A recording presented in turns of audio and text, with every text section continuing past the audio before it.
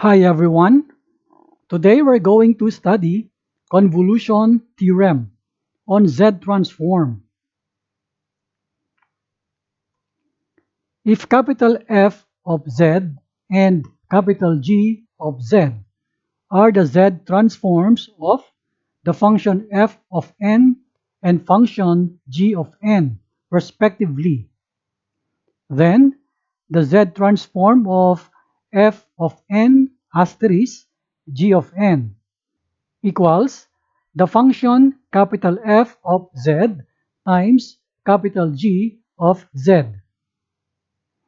where function f of n asterisk g of n is equal to the summation from k equals 0 up to n of the function f of k times g of n minus k.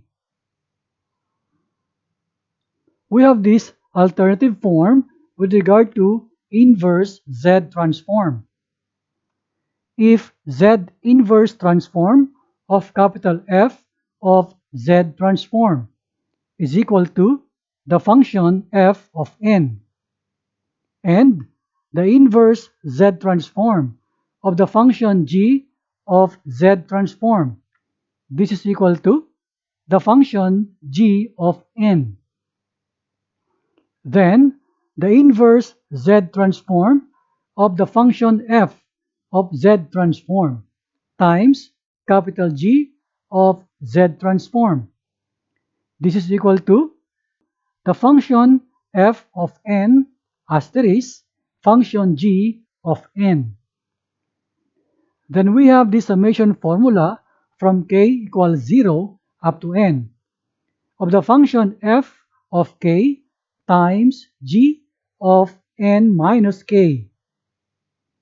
Remember that by geometric series, we have this form a plus ar plus ar squared plus ar cubed plus and so on up to plus a times r raised to n. The geometric sum is equal to this formula.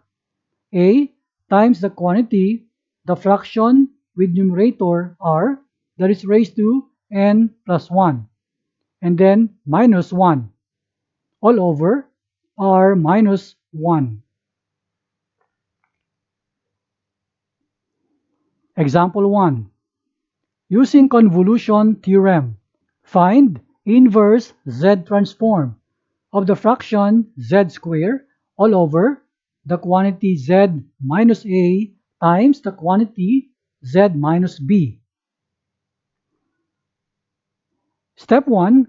Let us rewrite the given Z inverse transform. Thus, we're going to split the fraction into 2, and it becomes like this. We have this inverse Z transform of the fraction Z over the quantity Z minus A times the fraction Z over the quantity Z minus B. Then let us show that we have this inverse Z transform of Z over the quantity Z minus A asterisk inverse Z transform of Z over Z minus B. Then step 2. Let's evaluate the inverse Z transforms respectively. We have our formula for the inverse Z transforms of these values. We have this A raised to n asterisk B raised to n. Step 3. Let us now evaluate using summation formula, and it is in here. Substituting the values, we have now this summation from k equals 0 up to n of this A raised to k times B, that is raised to n minus k. From here, let us rewrite the B. With this exponent n minus k, it is equal to b raised to n over b raised to k.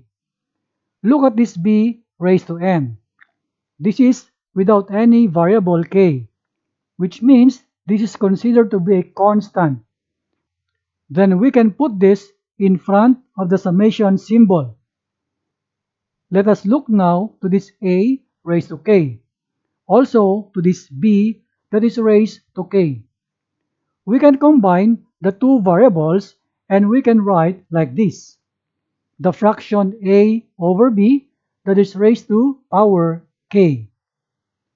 From here, we're going to expand the summation, and it will be like this.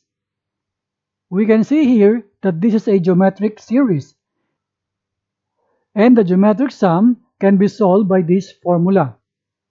Take note that a is the first term, which is 1, and the r is equal to the a over b. Using this formula, let us solve this geometric series. So we have now this b raised to n, and we have this a over b raised to n plus 1, then minus 1, all over the a over b minus 1. Let us simplify the numerator and the denominator respectively.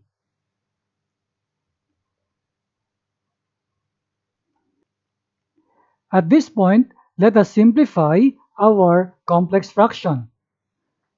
We copy this b raised to n, then we copy this numerator as a fraction multiplied by the reciprocal of this fraction in the denominator. Now look at this b that is raised to n plus 1. We can rewrite this into b raised to n times b. So we can cancel this b raised to n with this b raised to n. Also, this b will cancel with the b here. Writing now the final answer, we have this a raised to n plus 1 minus b raised to n plus 1 all over a minus b. Example 2. Using convolution theorem, find inverse z transform of z squared all over the quantity z minus 1 times the quantity z minus 3. Step 1. Let us rewrite our problem into like this. We can see that we split our fraction into two, separating the z squared to be z times z, and the product z minus 1 and the z minus 3 separately as denominators. And this is equal to the inverse z transform of z over z minus 1 asterisk inverse z transform of z over z minus 3. Step 2. Let's evaluate the inverse z transforms respectively. For the first inverse z transform, we have this 1 raised to n, then asterisk. For the second inverse z transform, this is equal to 3 raised to n. Step 3. Let's evaluate using summation formula that is written here. So the summation is now from k equals 0 up to n of the function 1 raised to k times 3 raised to n minus k. Let us rewrite our 3 that is raised to n minus k into like this: 3 raised to n over 3 raised to k. This 3 raised to n in the numerator is a constant. Let's put this in front of the summation symbol. And for this 1 raised to k and this 3 raised to k, we will put them together just like this. This is 1 over 3 that is raised to k. Now, let us expand the summation. It will be like this. We can observe now that this is a geometric series, and the geometric sum is this formula. Take note that a is the first term, which is 1, and the r is the 1/3. Using our formula, it becomes like this. Now let us simplify the numerator and the denominator respectively.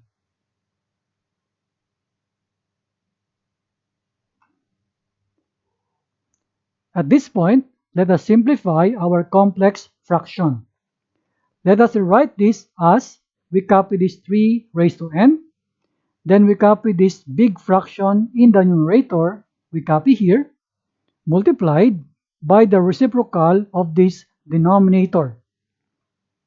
Next step, let us show that this 3 that is raised to n plus 1 can be written as 3 raised to n times 3.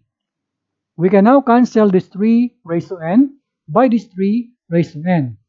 Also, the 3 will be cancelled with this 3 here in the numerator. So the final answer here now is the negative of the fraction 1 minus 3 raised to n plus 1 all over 2. Example 3. Using convolution theorem, find inverse z transform of z square over the square of z minus a. Step 1.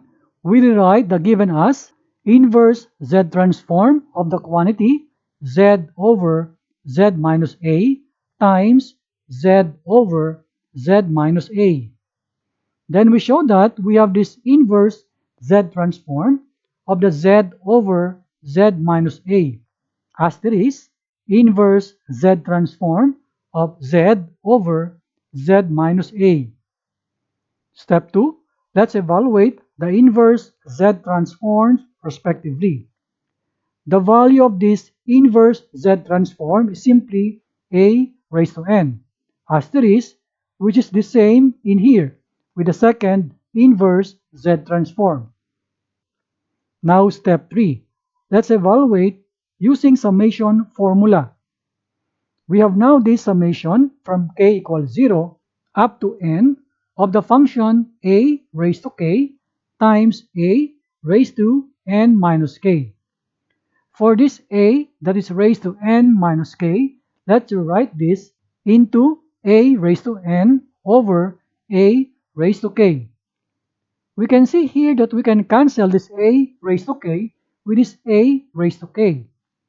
And this a that is raised to n is a constant. We can put it in front of the summation symbol. So what happened here is there is constant 1 in here. Now let us expand the summation. It will be a raised to n multiplied by 1 plus 1 plus 1 plus up to plus 1. How many 1 are we going to write here? We can see that considering that k equals 0 up to n, this will be n plus 1 times. Therefore, we write here a raised to n times n plus 1. This is the final answer.